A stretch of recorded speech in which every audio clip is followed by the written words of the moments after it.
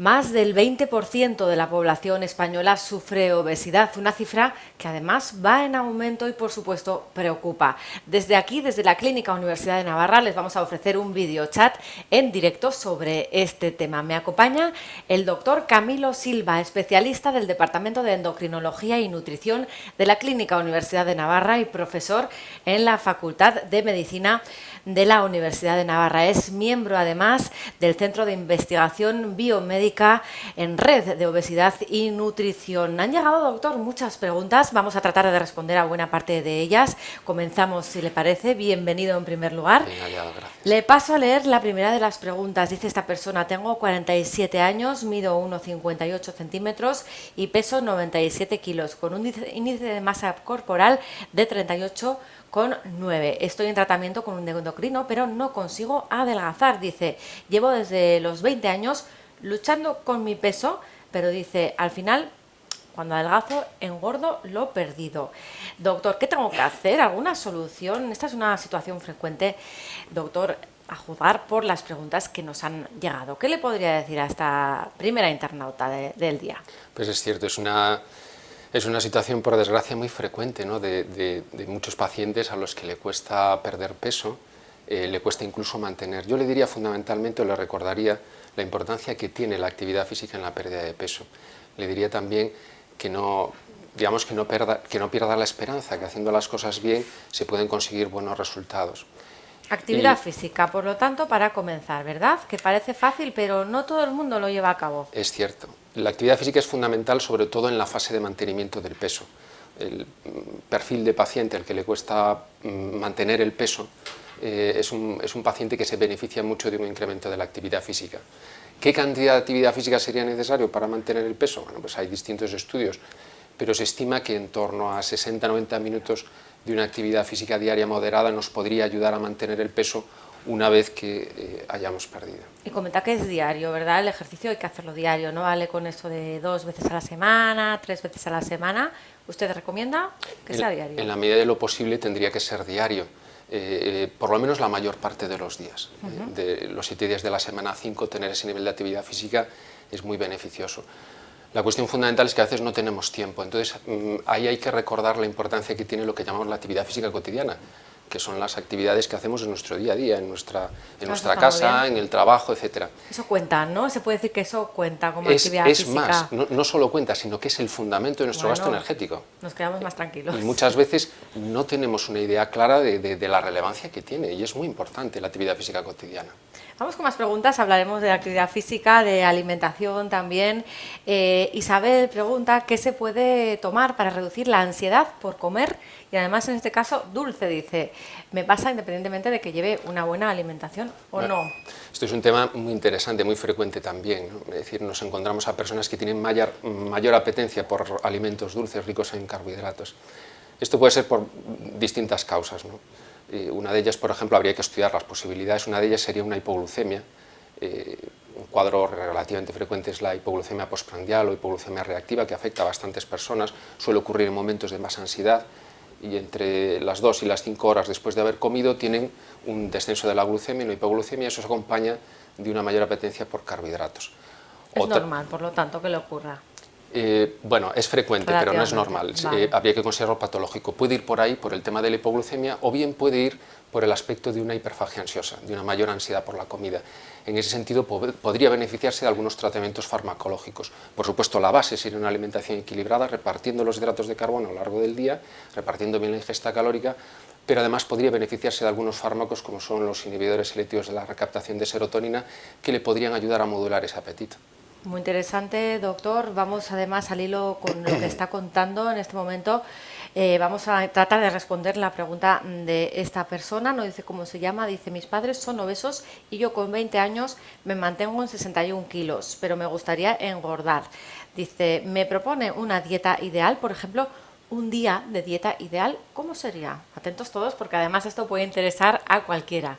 Un día de dieta ideal. Supongo que ha dicho, me gustaría no engordar, o eso espero. No engordar, perdón, sí. Entonces, me gustaría no engordar. Es decir, el consejo fundamental para este paciente en prevención de obesidad es recordar nuevamente la importancia de la actividad física para frenar la ganancia de peso. Yo creo que esto es fundamental.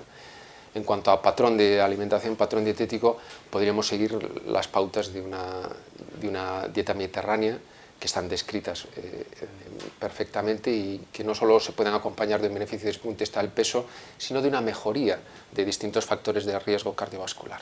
Por ejemplo, propone una dieta mediterránea. ¿Cómo sería una dieta mediterránea? Pues aunque se escucha mucho hablar de ella, pero vamos a intentar un poco esclarecer este tema. Es decir, hay que decirlo, la dieta ideal sería una dieta personalizada para este paciente, es decir, personalizada a sus requerimientos energéticos, personalizada a sus gustos, personalizada a sus horarios, eso por supuesto, eso sería lo ideal, hay que dejarlo claro. Eso es importante. Como patrón general de dieta mediterránea, que todos podríamos seguir, bueno, más que dieta mediterránea se habla de un estilo de vida mediterráneo en el que habría que incluir también la actividad física, ¿no?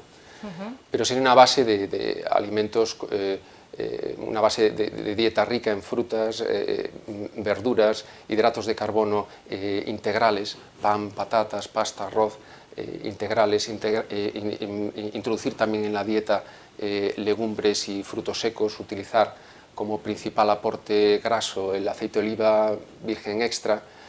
Determinados alimentos pueden tener también efectos beneficiosos concretos, como puede ser la cebolla o el sofrito de cebolla y tomate, y dejar con una menor frecuencia de consumo los alimentos precocinados o alimentos excesivamente elaborados o ricos en grasas saturadas y, por supuesto, prohibidos los alimentos con grasas trans.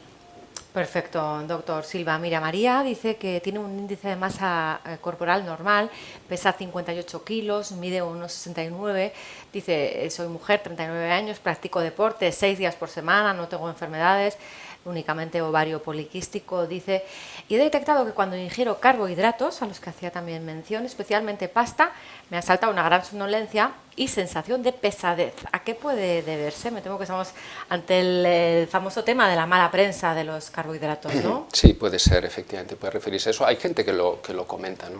Esa mayor somnolencia en el periodo postprandial. Puede tener distintos orígenes.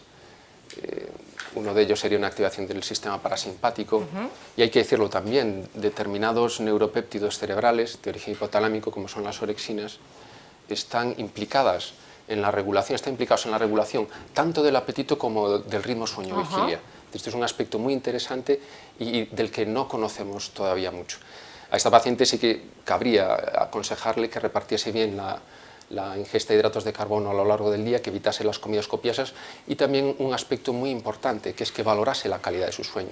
Hasta un tercio de los españoles tienen trastornos del sueño, y estos trastornos del sueño pueden estar relacionados con una mayor somnolencia durante el día, en periodo pre o postprandial, y precisamente esta hipersomnia puede sugerir la existencia de un trastorno del sueño. Además, los trastornos del sueño sabemos que se pueden relacionar con una mayor ganancia de peso. Eso es muy, muy interesante, desde luego que a tener en cuenta, ¿verdad? Porque, claro, habitualmente no tenemos en cuenta si es que hemos dormido bien, mal, y esto puede afectar en el balance total de la...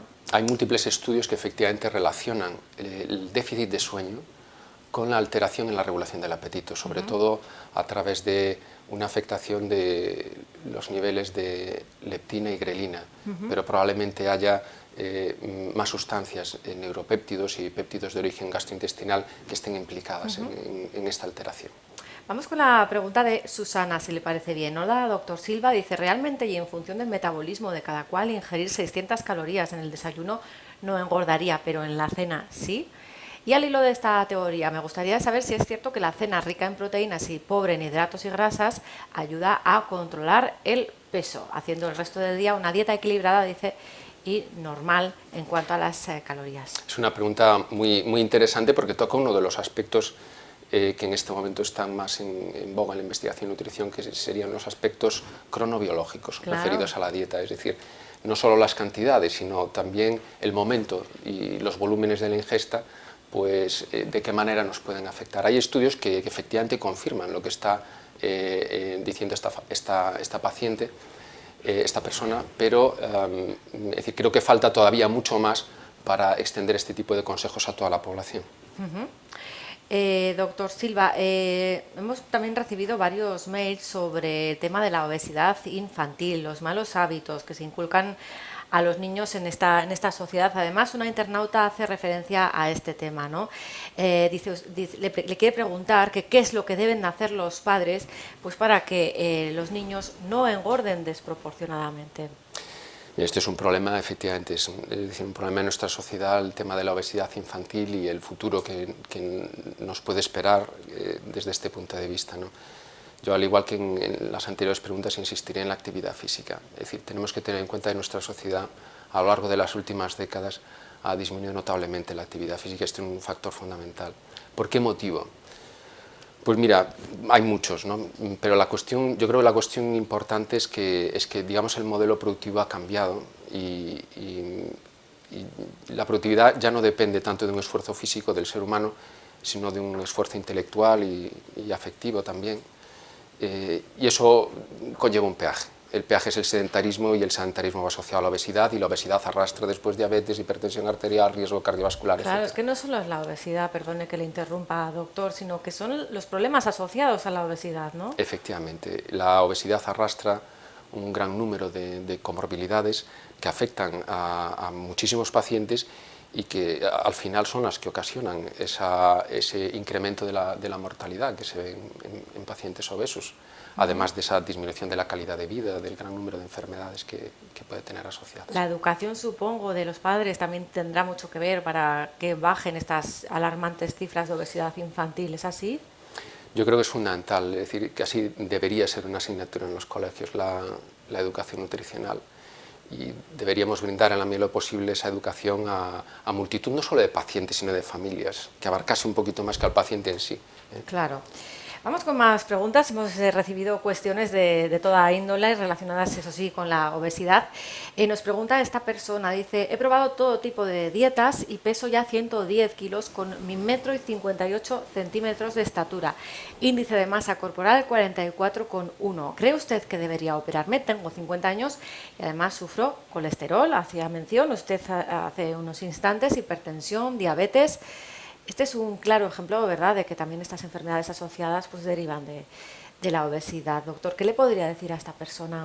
Bueno, así a priori, por lo que nos ha escrito, parece un candidato muy sólido para cirugía bariátrica. Habría que valorarlo de forma individualizada, como en todos los pacientes, y ver los beneficios y los riesgos que podríamos obtener de la cirugía en ese caso concreto. Pero que evidentemente le aconsejo que se plantee la cirugía y que tenga en cuenta esta opción, porque hoy por hoy es la mejor para un paciente de sus características. Lo recomiendo nítidamente. Los resultados que ofrece la cirugía, quizás podríamos hablar también de ello para que esta persona se haga un poco a la idea de qué resultados realmente ofrece la cirugía. Los resultados son excelentes.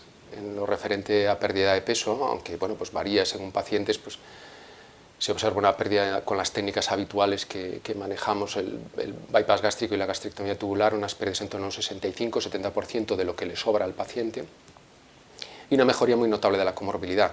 Por ejemplo, hablando de diabetes, podemos encontrar tasas de remisión de un 80% de los pacientes operados de cirugía bariátrica. Es decir, es una opción excelente y es la mejor en un paciente con mucho peso y muchas enfermedades asociadas a ese exceso de peso. Es decir, que con la operación no solo se soluciona su problema de obesidad, sino también, si tiene diabetes, la diabetes desaparece. La diabetes y un gran número de comorbilidades, la dislipemia, la hipertensión arterial, el síndrome de apnea del sueño, el reflujo gastroesofágico, dependiendo de la técnica quirúrgica que utilicemos. Pueden mejorar aspectos como incluso la migraña, para la cual uno de los factores fundamentales en su cronificación es la propia obesidad, ¿no? Es decir, hay un gran número de comorbilidades asociadas a la obesidad y mejoran notablemente con la cirugía bariátrica. Muy bien, vamos con más preguntas. Dice Lucía, un compañero de trabajo, dice Lucía, se operó y logró buenos resultados, pero a base, según él, de comer muy poquito los meses después de la operación. ¿Cómo es la fase del posoperatorio? ¿Qué medidas, dice Lucía, hay que tomar? Bueno, esta es una pregunta muy interesante porque bueno, pues describe lo que es el posoperatorio. Efectivamente, para perder peso en el posoperatorio de cirugía bariátrica hay que comer muy poquito. La ventaja es que la cirugía bariátrica disminuye el apetito y además incrementa la saciedad. El paciente tiene menos hambre y cuando come se sacia con menos cantidad. Esto es lo que facilita la realización de balances energéticos negativos y que el paciente pierda peso progresivamente a lo largo de los meses posteriores a la cirugía bariátrica. Al principio se empieza con una dieta más bien blanda, para que los alimentos pasen mejor a través de esa reconstrucción digestiva que realizamos con la cirugía bariátrica, y posteriormente se van introduciendo más variedad y una consistencia de alimentos más normal conforme el paciente lo vaya tolerando. De manera que con el paso de los meses el paciente prácticamente puede seguir una dieta normal. Pues fenomenal. Vamos con la pregunta de Teresa. Dice, tengo 72 años, he llegado a pesar 104 kilos, actualmente 98. ¿Recomendaría el balón intragástrico? Lástima que no nos dice la estatura, Sí, Teresa. ahí no tenemos el índice de masa corporal, suponemos que por la edad que tiene el peso tendrá un índice de masa corporal alto, probablemente por encima de 35. Bien, sería una opción terapéutica el balón intragástrico, habría que valorarlo de forma individualizada, un poco habría que pensarlo mejor en este caso por el tema de la edad, tendríamos que valorarlo muy bien. Habitualmente es un dispositivo que se suele colocar hasta los 65 años. Ajá. Entonces, bueno, pues todo lo que caiga fuera de esta edad, pues evidentemente habría que valorarlo muy pormenorizadamente. En este sentido, tanto para balón intragástrico como para cirugía bariátrica, yo creo que hay que recordar que hay que tener en cuenta también en la toma de este tipo de decisiones la edad biológica, digamos, la edad real del paciente y no tanto la edad cronológica. Tenemos pacientes con 70 años que tienen un estado físico y un estado general muchísimo mejor que el de muchísimos pacientes de 55 años. Exactamente. Vamos con otra pregunta. ¿Cómo se calcula la grasa corporal? Sé que es determinante en una persona para su salud. Apunta a esta persona. Interesante también pregunta. Muy interesante porque, bueno, en la clínica trabajamos habitualmente con composición corporal y le encontramos una utilidad fundamental. La podemos medir de muchas maneras, hay muchos métodos. Bueno, pues hay que escoger el que tenga una mano y el que considere que es más preciso y más adecuado. Bueno, pues tenemos pletismografía por desplazamiento de aire, tenemos medición de pliegues cutáneos, tenemos bioimpedancia, que probablemente sea de los más utilizados. La importancia es utilizarlo. La composición corporal nos puede dar datos acerca del exceso de grasa que tenga una persona concreta. Tenemos que recordar que la obesidad se define como un exceso de grasa.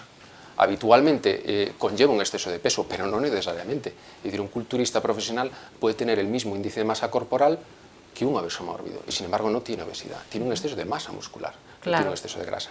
Ahí es donde el estudio de composición corporal nos puede ayudar a precisar el nivel de obesidad que tiene cada paciente, el grado de obesidad que puede tener cada paciente, el exceso de grasa. Por otra parte, es muy interesante la utilización de la composición corporal desde el punto de vista evolutivo, porque no es igual perder 2 kilos de músculo de agua que de grasa, no es lo mismo. Claro. Cambia totalmente la percepción de la evolución, ¿no? Y hay que recordarlo, comentaba el paciente en la primera pregunta, a veces la gente tiene dificultad para perder peso. ¿Por qué? Porque cuida la dieta, al cuidar la dieta pierde grasa, incrementa la actividad física con mucho esfuerzo, al incrementar la actividad física gana masa muscular y uno por otro no pierde peso.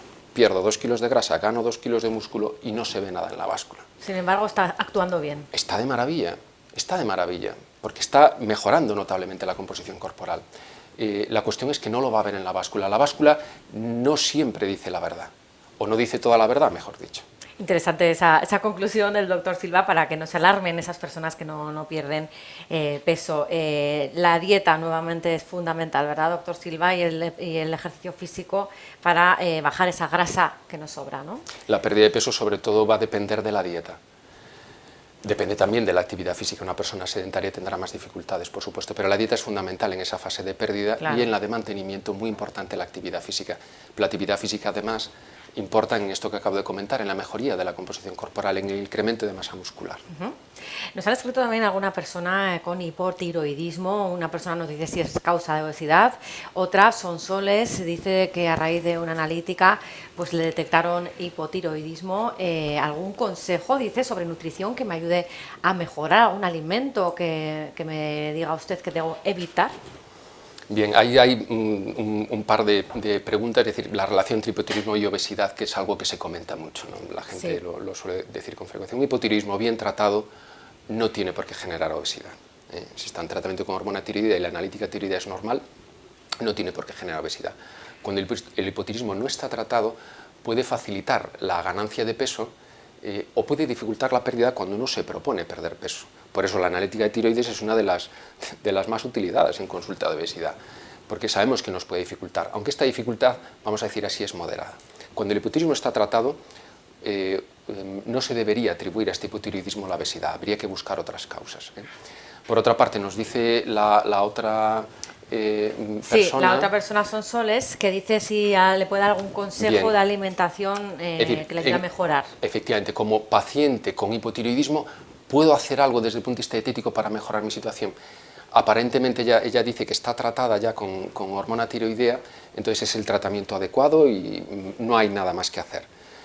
Desde el punto de vista nutricional se podría tener en cuenta el aporte de yodo en la dieta, es decir, un aporte excesivo de yodo que podríamos encontrar en algunos alimentos, como por ejemplo las algas, sí que podría empeorar transitoriamente el hipotiroidismo. Este es un aspecto a tener en cuenta. Y otro aspecto sería la suplementación con selenio. Una suplementación con selenio en torno a 200 microgramos en algunos pacientes podría mejorar la analítica, pero no es una recomendación que haya que hacer extensiva a todas las personas. Que lo consulte con su médico. Hay que recordar que esto no es un consultorio médico, ¿verdad? Porque no, el doctor Silva y aquí estamos opinando desde la distancia y con unas poquitas frases, ¿no? Pero bueno. El doctor Silva da, en cualquier caso, pautas, ¿verdad?, para poderse llevar a cabo, pero siempre lo tiene que consultar con su especialista de cabecera. Vamos con la pregunta de Carlos. Si durante 30 años se ha ido paulatinamente aumentando de peso hasta superar un 40% o más el peso ideal, dice, ¿es posible bajar seriamente de peso llegados a los 57 años con 120 kilos de peso, 1,80 metros de estatura y un índice de masa corporal 37 a base de dieta y ejercicio ligero en un plazo, dice, relativamente corto de tiempo? Bueno, prisas. Claro, decir, bueno, claro, pide mucho, ¿no? Pero es posible, es posible. Yo creo que la pelota está en su terreno y usted es el que la tiene que jugar y que tiene que liderar el tratamiento de su obesidad. La obesidad, al final, el tratamiento de la obesidad se resume en un cambio, en el cambio de hábitos de vida por parte de un paciente. Nosotros podemos ayudar a ese cambio de distintas formas, pero el liderazgo lo ejerce el paciente.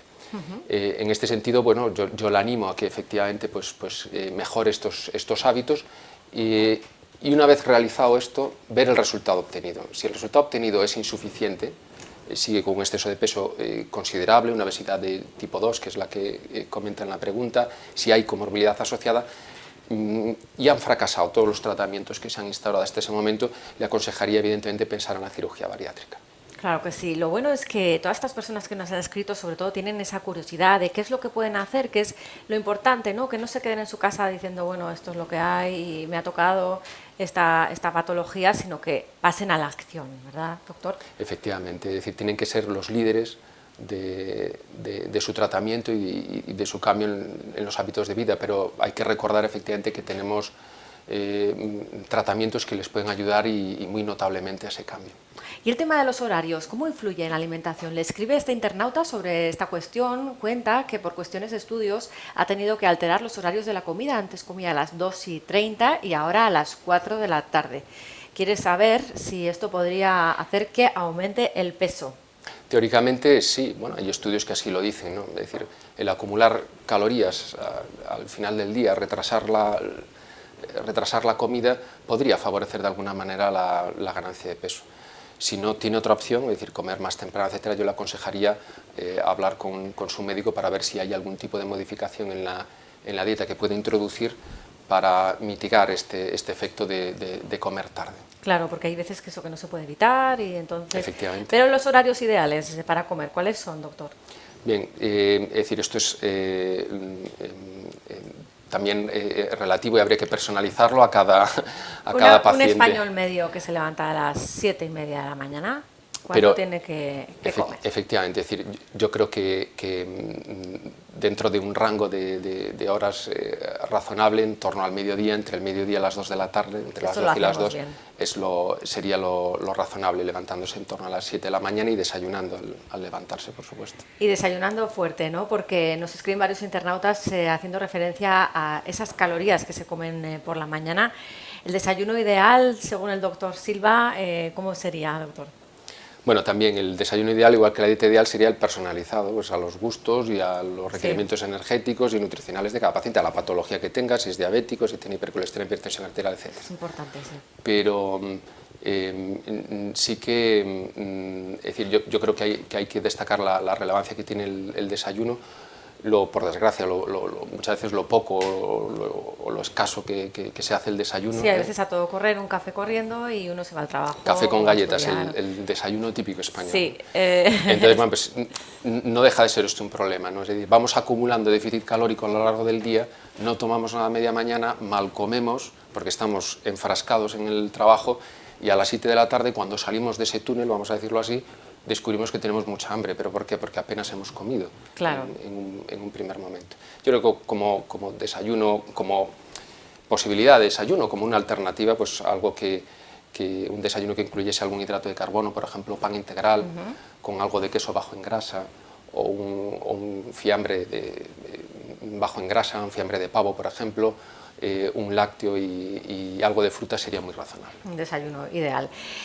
Otra pregunta, y ya estamos terminando porque llevamos ya 28 minutos de video chat en la página web de ABC, donde nos están siguiendo en directo.